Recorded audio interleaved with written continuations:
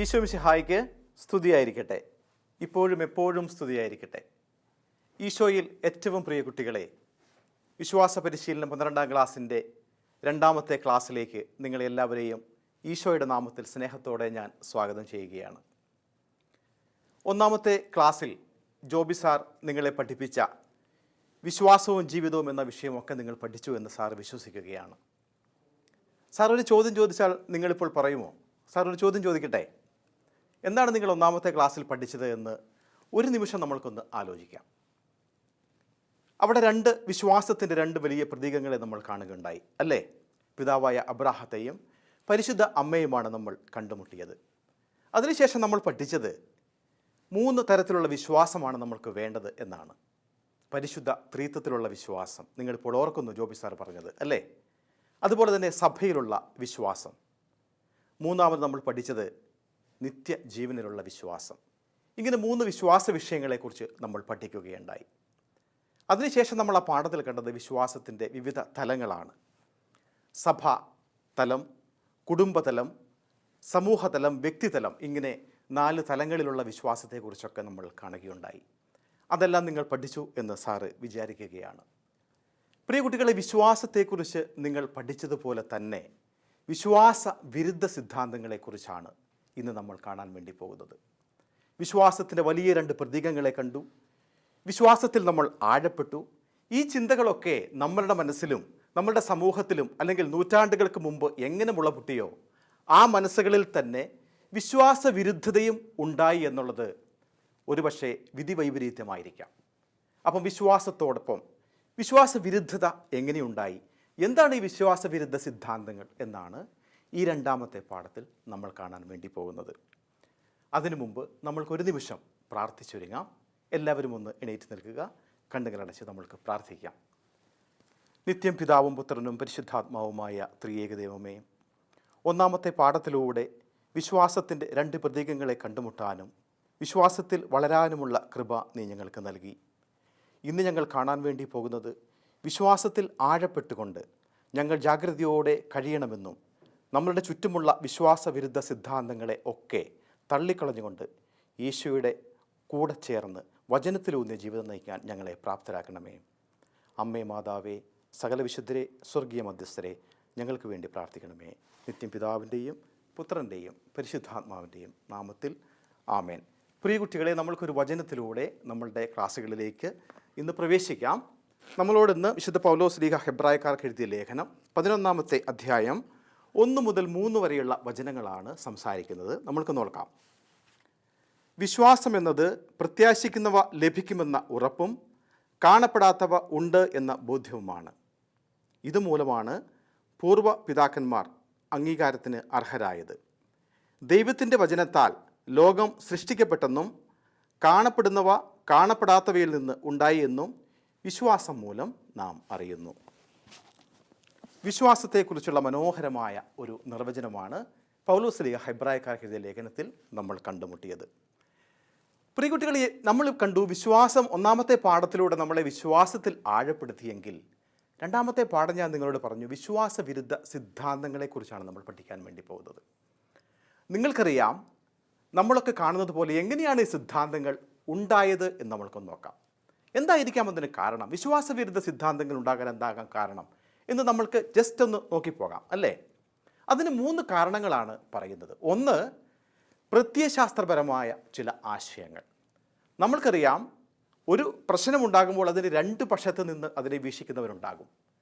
അല്ലെങ്കിൽ നമ്മൾക്കറിയാം, ഒരു പ്രോബ്ലത്തെ നമ്മൾ സമീപിക്കുമ്പോൾ അതിനെ സോൾവ് ചെയ്യണമെങ്കിൽ നമ്മൾ ഔട്ട് ഓഫ് ദി ബോക്സ്, അതിന് പുറത്തു നിന്ന് അതിനെ വീക്ഷിക്കണം എന്ന് പറയാറുണ്ട്. എന്ന് പറഞ്ഞ പോലെ വിശ്വാസത്തിൽ ആഴപ്പെട്ട ഒരു സമൂഹമുണ്ടായപ്പോൾ അതിൽ ചില വ്യക്തികളുടെ ചില പ്രത്യയശാസ്ത്രപരമായ ആശയങ്ങളുടെ വ്യത്യാസങ്ങളാണ് വിശ്വാസവിരുദ്ധ സിദ്ധാന്തങ്ങൾ ഉടലെടുക്കാനുള്ള ഒരു കാരണം. രണ്ടാമത് ഒരു കാരണം പറയുന്നത് മനുഷ്യൻ്റെ സഹജവാസനകളിൽ നിന്ന് ഉത്ഭവിക്കുന്നവ. എല്ലാത്തിനെയും എതിർക്കാനുള്ള ഒരു വ്യഗ്രത, അല്ലെങ്കിൽ ക്വസ്റ്റ്യൻ ചെയ്യാനുള്ള, നിങ്ങൾക്ക് യുവാക്കളാണല്ലോ, നമ്മൾക്കൊക്കെ നമ്മുടെ രക്തത്തിൽ അലിഞ്ഞേറുന്നൊരു സംഗതിയാണല്ലേ, പ്രതികരിക്കാനുള്ള ഒരു മനോഭാവമൊക്കെ നമ്മൾക്കുണ്ടാകാറുണ്ട്. അപ്പോൾ എന്താണ്? സഹജവാസനകളിൽ ഒന്നായ അതിൽ നിന്ന് ഉളവാകുന്ന എതിർക്കുക അല്ലെങ്കിൽ അതിനെ ചോദ്യം ചെയ്യുക, ഇങ്ങനെയൊരു മനോഭാവമാകാം രണ്ടാമത്തെ കാരണം. മൂന്നാമതൊരു കാരണം പറയുന്നത് തിരുവചനം തെറ്റിദ്ധരിച്ചവരും തെറ്റായി വ്യാഖ്യാനിച്ചവരും ചെലുത്തിയ സ്വാധീനം. തിരുവചനത്തെ തെറ്റായി വ്യാഖ്യാനിച്ചവർ, അല്ലെങ്കിൽ അത് പറഞ്ഞിരിക്കുന്ന യഥാർത്ഥ ആശയത്തിൽ നിന്ന് വ്യതിചലിച്ച് തെറ്റിദ്ധരിച്ചവർ, ഇങ്ങനെയുള്ളവരുടെ സ്വാധീനം ഒക്കെയാണ് ഈ വിശ്വാസവിരുദ്ധ സിദ്ധാന്തങ്ങളൊക്കെ ഉണ്ടാകാൻ വേണ്ടിയുള്ള കാരണമെന്നാണ് പറയുന്നത്. നിങ്ങൾക്ക് പുറകിൽ ഒരു വലിയ കൊട്ടേഷൻ കാണാം. നമ്മൾക്കറിയാം, നമ്മൾ ഇന്ന് ലോകത്തിൽ ജീവിച്ചിരുന്നതിൽ വെച്ച് ഏറ്റവും ബുദ്ധിയുള്ള എന്ന് പറയുന്ന ആൽബർട്ട് ഐൻസ്റ്റീൻ എന്ന് പറയുന്ന സയൻറ്റിസ്റ്റ്, അദ്ദേഹം പറഞ്ഞിരിക്കുന്നത് the more study science the more I believe in God എന്നാണ് അദ്ദേഹം പറഞ്ഞിരിക്കുന്നത്. എത്രമാത്രം സയൻസിനെ കുറിച്ച് ഞാൻ പഠിക്കുന്നോ, സയൻസിൽ എത്രമാത്രം എനിക്ക് അവഗാഹം ഉണ്ടാകുന്നുവോ, അത്രമാത്രം ഞാൻ ഈശോയിൽ, ദൈവത്തിൽ വിശ്വസിക്കുന്നു എന്നാണ് അദ്ദേഹം പറഞ്ഞത്.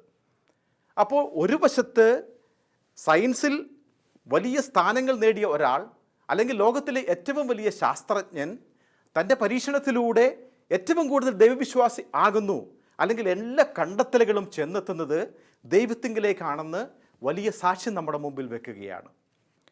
പ്രിയ കുട്ടികളെ, ഞാനിപ്പോൾ ഓർക്കുന്നത് 2018 ഒരു സംഭവമാണ്. നിങ്ങളൊക്കെ പത്രത്തിൽ കൂടെ വായിച്ചു കേട്ട ഒരു സംഭവമായിരിക്കാം ഒരുപക്ഷെ ഇത്. ദൈവകണം, ഹിഗ്സ് ബോസോൺ എന്ന് പറയുന്ന ദൈവകണം ഉണ്ടോ, പ്രോട്ടോണുകൾ ഉണ്ടോ, അല്ലെങ്കിൽ മഹാവിസ്ഫോടന സിദ്ധാന്തം ഉണ്ടായി എന്നൊക്കെ നമ്മൾ പഠിച്ചിട്ടുണ്ട്, നിങ്ങൾ സ്കൂളിൽ പഠിച്ചിട്ടുണ്ട്. അല്ലെങ്കിൽ സയൻസ് പറയുന്നത് ഈ പ്രപഞ്ചം ഉണ്ടായത് മഹാവിസ്ഫോടന സിദ്ധാന്തത്തിലൂടെയാണെന്നാണ് പറയുന്നത്. അപ്പോൾ ശാസ്ത്രജ്ഞന്മാർക്കൊരു കൗതുകം, ഈ സ്ഫോടനത്തിന് കാരണമായ ആ ഒരു വലിയ ഊർജം എവിടുന്നുണ്ടായി? അപ്പോൾ രണ്ട് ചേരിയിലുള്ള ആൾക്കാർ പറഞ്ഞു അതിന് ദൈവത്തിൻ്റെ ഒരു കയ്യൊപ്പുണ്ട്. അപ്പോൾ അവർ പരീക്ഷിക്കാൻ വേണ്ടി തീരുമാനിച്ചു. സ്വിറ്റ്സർലൻഡിൻ്റെയും ജനീവയുടെയും അതിർത്തി പ്രദേശത്ത് 27 കിലോമീറ്റർ ഭൂമിക്കടിയിലൂടെ വലിയ ഒരു ടണലുണ്ടാക്കി അവർ ലാർജ് ഹാഡ്രോൺ കൊളൈഡർ എന്ന് പറയുന്ന പരീക്ഷണശാലയിൽ അവർ ദൈവകണമുണ്ടോ, പ്രോട്ടോണുകൾ ഉണ്ടോ, ആ ദൈവത്തിൻ്റെ പാർട്ടികൾ, ഹിഗ്സ് ബോസോൺ എന്ന് പറയുന്ന കണികയുണ്ടോ എന്നുള്ള പരീക്ഷണം 2018 നടന്നു. 2013 മുതൽ അവർ പരീക്ഷിക്കുന്നതാണ്, പക്ഷേ അവർക്ക് വിജയിക്കാൻ സാധിച്ചില്ല. 2018 പരീക്ഷണത്തിൽ അവർ ഒരു തീരുമാനത്തിൽ എത്തിച്ചേർന്നു. ഈ പ്രോട്ടോണുകൾ ഉണ്ട്, ഹിഗ്സ് ബോസോൺ എന്ന് പറയുന്ന ദൈവകണം ഉണ്ട് എന്നവർ കണ്ടെത്തുകയുണ്ടായി. പ്രിയകുട്ടികളെ, എന്താണ് നമ്മൾ ഇതിൽ നിന്ന് കാണുന്നത് എന്ന് ചോദിച്ചു കഴിഞ്ഞാൽ, ശാസ്ത്രത്തിൻ്റെ എല്ലാ പരിധിക്കപ്പുറമാണ് ദൈവത്തിൻ്റെ അദൃശ്യമായ ശക്തി എന്ന് നമ്മൾക്ക് കാണാൻ വേണ്ടി സാധിക്കുന്നു. അപ്പോൾ ഒരു ഭാഗത്ത് ശാസ്ത്രം നിൽക്കുമ്പോൾ അതിൻ്റെയൊക്കെ മുകളിലാണ്, എല്ലാത്തിൻ്റെ മുകളിലാണ് ദൈവവും ദൈവത്തിൻ്റെ ശക്തിയും എന്ന് നമ്മൾക്ക് കാണാൻ വേണ്ടി സാധിക്കുന്നു. പ്രിയകുട്ടികളെ, ഈ വിശ്വാസവിരുദ്ധ സിദ്ധാന്തങ്ങളെക്കുറിച്ച് നമ്മൾ പഠിക്കുമ്പോൾ ആദ്യമായി നമ്മൾ കാണുന്നത് അഗ്നോട്ടിസം, ആജ്ഞേയവാദത്തെക്കുറിച്ചാണ്. നിങ്ങൾക്ക് പുറകിലൊരു സ്ലൈഡ് കാണാം. അതിനകത്ത് 3 തരത്തിലുള്ള ആൾക്കാരെക്കുറിച്ച് പറയുന്നുണ്ട്. ഒന്ന് ബിലീവേഴ്സ്, വിശ്വാസികളെക്കുറിച്ചാണ് പറയുന്നത്. വിശ്വാസികൾ പറയും ദർ ഈസ് എ ഗോഡ്, ദൈവമുണ്ട് എന്ന് പറയും. ആ സ്ലൈഡിൽ നിങ്ങൾക്ക് കാണാൻ സാധിക്കുന്നുണ്ട് അല്ലേ. 2 അഗ്നോട്ടിസ്റ്റുകളാണ്, അജ്ഞേയവാദികളാണ്. അവർ പറയും may be or may not be, ഒരു പക്ഷേ ഉണ്ടായിരിക്കാം അല്ലെങ്കിൽ ഇല്ലായിരിക്കാം, അവർക്ക് തീർപ്പില്ല. 3 എത്തീസ്റ്റുകളാണ്, യുക്തിവാദികളാണ്, നിരീശ്വരവാദികളാണ്. അവർ പറയുന്നത് ദർ ഈസ് നോ ഗോഡ്, ദൈവമില്ല. അപ്പം അജ്ഞേയവാദികൾ, അഗ്നോട്ടിസ്റ്റുകൾ പറയുന്നത് may be or may not be, ഒരു പക്ഷേ ദൈവം ഉണ്ടായിരിക്കാം അല്ലെങ്കിൽ ഇല്ലായിരിക്കാം എന്നുള്ള ചിന്തയാണ്. അൺനോണായ ഒരു സംഗതിയാണ് ദൈവം. അഗ്നോട്ടിസം, അൺനോൺ, അവർക്ക് അറിയില്ല. എന്താണ് അവർ പറയുന്നത്? ഭൗതികവും അനുഭവപ്രദവുമായ തലങ്ങൾക്കപ്പുറം കടന്നു ചെല്ലാനുള്ള മനുഷ്യൻ്റെ ആ കഴിവിനെ ചോദ്യം ചെയ്യുകയാണ് അജ്ഞേയവാദികൾ. ദൈവം നിലനിൽക്കുന്നുണ്ടോ ഇല്ലയോ എന്നുള്ളത് പ്രസക്തമല്ല, ഉണ്ടായിരിക്കാം ഇല്ലെങ്കിൽ ഇല്ലായിരിക്കാം എന്നാണ് അവർ പറയുന്നത്. ഇതാണ് അജ്ഞേയവാദികളുടെ ഒരു വാദമെന്ന് പറയുന്നത്. ഇതൊരു വിശ്വാസവിരുദ്ധ സിദ്ധാന്തമാണ്. ഇനി 2 നിങ്ങൾ കാണാം, റാഷണലിസം, യുക്തിവാദം. യുക്തിവാദം നമ്മളിപ്പോൾ കണ്ടതാണല്ലേ, ദർ ഈസ് നോ ഗോഡ് എന്നാണ് അവർ പറയുന്നത്. നിങ്ങൾക്ക് പുറകിൽ ഒരു സ്ലൈഡ് കാണാം അല്ലേ. ആ സ്ലൈഡിൽ എന്താണ് പറഞ്ഞിരിക്കുന്നത്? Primary way to know things. നമ്മൾക്കറിയാം അല്ലെ, ഇന്ദ്രിയങ്ങൾ കൊണ്ട് നമ്മൾക്ക് മനസ്സിലാക്കാം, ബുദ്ധി കൊണ്ട് വിവേചിച്ചറിയാം, നമ്മൾക്ക് സ്പർശിച്ച് മനസ്സിലാക്കാം അല്ലേ. നമ്മൾക്കൊരു ചൂടോ തണുപ്പോ എന്ന് കാണാൻ നമ്മൾക്ക് ബുദ്ധി കൊണ്ട് പറ്റില്ലല്ലോ. അവിടെ നമ്മൾ എന്താ ചെയ്യേണ്ടത്? നമ്മളുടെ ഇന്ദ്രിയങ്ങൾ കൊണ്ട് സ്പർശിക്കാം. നമ്മൾ കൈകൾ കൊണ്ട് തൊടുമ്പോൾ നമ്മൾക്കറിയാം ചൂടാണോ തണുപ്പാണോ എന്ന്. നമ്മൾക്ക് സെൻസ് ചെയ്ത് മനസ്സിലാക്കാൻ വേണ്ടി സാധിക്കും. ഇങ്ങനെയുള്ള ഒത്തിരിയേറെ നമ്മളുടെ ഇന്ദ്രിയങ്ങൾ കൊണ്ട് മനസ്സിലാക്കാനും ബുദ്ധി കൊണ്ട് വിവേചിച്ചറിയാനും പറ്റുന്ന സംഗതികളാണല്ലോ നാം മനസ്സിലാക്കുന്നതും ചെയ്യുന്നതും പ്രവർത്തിക്കുന്നതുമൊക്കെ. എന്നാൽ യുക്തിവാദികൾ പറയുന്നത് എല്ലാം ബുദ്ധി കൊണ്ട് കണ്ടുപിടിക്കാൻ വേണ്ടി സാധിക്കണം എന്നാണ് അവർ പറയുന്നത്. അതിനകത്ത് ചില യുക്തിരാഹിത്യം നിങ്ങൾക്കറിയാം. എന്താ കാര്യം? മനുഷ്യൻ്റെ അജ്ഞതയും അതുപോലെ തന്നെ ഭയവുമാണ് ഈശ്വരവിശ്വാസത്തിന് അടിസ്ഥാനമെന്ന് അവർ പ്രചരിപ്പിക്കുകയാണ്. ഈശ്വരവിശ്വാസം ഉണ്ട്, ചിലർ വിശ്വസിക്കുന്നുണ്ട്. അതിന് അടിസ്ഥാനപരമായ കാരണം അവൻ്റെ അറിവില്ലായ്മയാണ്. അതുപോലെ തന്നെ ദൈവം എന്ന് പറയുന്ന ആ പ്രതിഭാസത്തെക്കുറിച്ചുള്ള പേടിയാണ് എന്നാണ് യുക്തിവാദികൾ പ്രചരിപ്പിക്കുന്നത്. ശാസ്ത്രത്തെ മാത്രം കൂട്ടുപിടിക്കുന്നു അവർ. പ്രപഞ്ച പ്രതിഭാസത്തിന് യഥാർത്ഥ കാരണം കണ്ടെത്താൻ കഴിയാത്ത മനുഷ്യന് അവയെ വിശദീകരിക്കാൻ കെട്ടിച്ചമച്ച യുക്തിരഹിതമായ സങ്കല്പമാണ് ഈശ്വരവിശ്വാസം എന്നാണ് യുക്തിവാദികൾ പറയുന്നത്. അത് കെട്ടിച്ചമച്ച ഒരു കഥയാണ്. മനുഷ്യർക്ക് കടന്നു ചെല്ലാൻ സാധിക്കാത്ത, അല്ലെങ്കിൽ അവൻ്റെ ബുദ്ധി കൊണ്ട് കണ്ടെത്താൻ സാധിക്കാത്ത കാര്യത്തെ ഈശ്വരവിശ്വാസമെന്നും ഈശ്വരനോടുള്ള ഭയമെന്നും ഭയപ്പെടുത്തി മനുഷ്യനെ മുമ്പോട്ട് നയിക്കുന്നു എന്നാണ് യുക്തിവാദികൾ പറയുന്നത്. പ്രിയ കുട്ടികളെ, മൂന്നാമത്തെ വിശ്വാസവിരുദ്ധ സിദ്ധാന്തമാണ് മെറ്റീരിയലിസം അഥവാ ഭൗതികവാദം. നമ്മൾക്കത് കേൾക്കുമ്പോൾ തന്നെ അറിയാം അല്ലേ? The materialistic world. നിങ്ങൾക്ക് പുറകിലൊരു സ്ലൈഡ് കാണാം. എല്ലാം വാങ്ങിക്കൂട്ടാനുള്ള, വസ്തുക്കളെ സ്നേഹിക്കുന്ന, വസ്തുക്കളാണ് പ്രാധാന്യം എന്ന് പറയുന്ന ഒരു വിഭാഗം ആൾക്കാർ മെറ്റീരിയലിസ്റ്റുകൾ എന്നാണ് അവർ. ഗ്രേസ് സ്കോട്ടിന് മനോഹരമായ ഒരു ക്യാപ്ഷനും അതുപോലെ തന്നെ ഒരു പെയിൻറ്റിംഗ് ആണ് നിങ്ങൾക്ക് പുറകെ കാണാൻ വേണ്ടി സാധിക്കുന്നത്. എന്താണ് ഈ ഭൗതികവാദം? അവർ പറയുന്നത് പദാർത്ഥമാണ് യാഥാർത്ഥ്യമെന്ന് പറയുന്നു. അതിനപ്പുറം ഒന്നുമില്ല എന്നാണ് അവർ പറയുന്നത്. ദൈവം, ആത്മാവ്, മരണാനന്ത ജീവിതം ഇവയെല്ലാം മിഥ്യയാണെന്നും കെട്ടുകഥയാണെന്നും മെറ്റീരിയലിസ്റ്റുകൾ പറയുന്നു. ചരിത്രത്തിൻ്റെ സൃഷ്ടാവും വിധാതാവും മനുഷ്യൻ തന്നെയാണെന്നാണ് അവർ പറയുന്നത്. ചരിത്രത്തിൻ്റെ സൃഷ്ടാവും വിധാതാവും ഒക്കെ മനുഷ്യൻ തന്നെയാണെന്ന് ഭൗതികവാദികൾ പറയുന്നു. പ്രിയ കുട്ടികളെ, അതിനാൽ ഒരു പ്രകൃതി ശക്തിയുടെയും ആവശ്യമില്ല എന്നവർ വാദിക്കുന്നു. ഭൗതികവാദികളിൽ മുൻപിൽ നിൽക്കുന്നത് ആരാണ് നിങ്ങൾക്കറിയാവോ? മാർക്സിസ്റ്റ്, കമ്മ്യൂണിസ്റ്റ് ചിന്താഗതിക്കാരാണ് ഭൗതികവാദികളിൽ മുൻപിൽ നിൽക്കുന്നത്. അതാണ് ഒരു വിശ്വാസവിരുദ്ധ സിദ്ധാന്തം. പ്രിയ കുട്ടികളെ, നാലാമത്തെ വിശ്വാസവിരുദ്ധ സിദ്ധാന്തത്തെക്കുറിച്ച് നമ്മൾ പഠിക്കുമ്പോൾ നിങ്ങൾക്ക് പുറകിൽ കാണാൻ സാധിക്കും ഹ്യൂമനിസം. ഹ്യൂമനിസമാണ് നാലാമതായി ഉള്ള വിശ്വാസവിരുദ്ധ സിദ്ധാന്തം. എന്താണ് ഈ ഹ്യൂമനിസ്റ്റുകൾ എന്താണ് പറയുന്നത് നമ്മൾക്ക് നോക്കണ്ടേ?